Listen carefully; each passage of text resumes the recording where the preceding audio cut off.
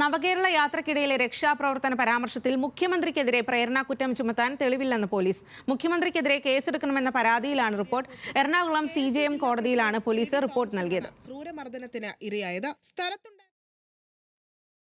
Legal ഡെസ്കിൽ നിന്നും ഷബ്ന സിയാദാണ് വിവരങ്ങളുമായി ചേരുന്നത്. ഷബ്ന, ഇക്കാര്യത്തിൽ എന്തെല്ലാമാണ് പോലീസ് റിപ്പോർട്ടിലുള്ളത്?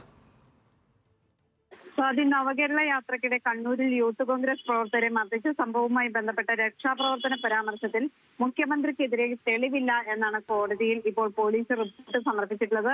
കൊച്ചി സെൻട്രൽ പോലീസാണ് ഇത്തരത്തിൽ റിപ്പോർട്ട് നൽകിയത്.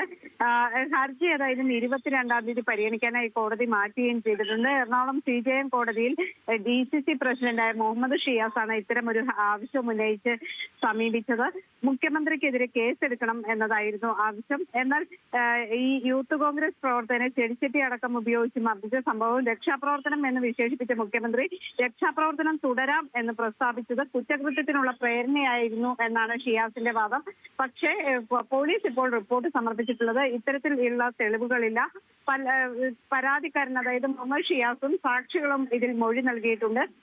ഇവരുടെ മൊഴി പരാതിക്ക് അനുകൂലമായ മൊഴിയാണെങ്കിലും മറ്റ് സാക്ഷികളുടെ മൊഴി നവകേരള സദസ്സുമായി ബന്ധപ്പെട്ട് കോൺഗ്രസ് പ്രവർത്തകർ പ്രശ്നമുണ്ടാക്കാൻ ശ്രമിച്ചു എന്ന രീതിയിലും ചില സാക്ഷികൾ മൊഴി നൽകിയിട്ടുണ്ട്. മുഖ്യമന്ത്രി ഇത്തരം ഒരു പ്രേരണാ കുറ്റം ചെയ്തു എന്നതിന് കൃത്യമായ തെളിവുകൾ ഇല്ല എന്നും പോലീസ് റിപ്പോർട്ട് സമർപ്പിച്ചിട്ടുണ്ട്. കോടതി ഏതായാലും റിപ്പോർട്ട് പരിശോധിച്ചതിന് ശേഷമായിരിക്കും തീരുമാനമെടുക്കുക. ശരി.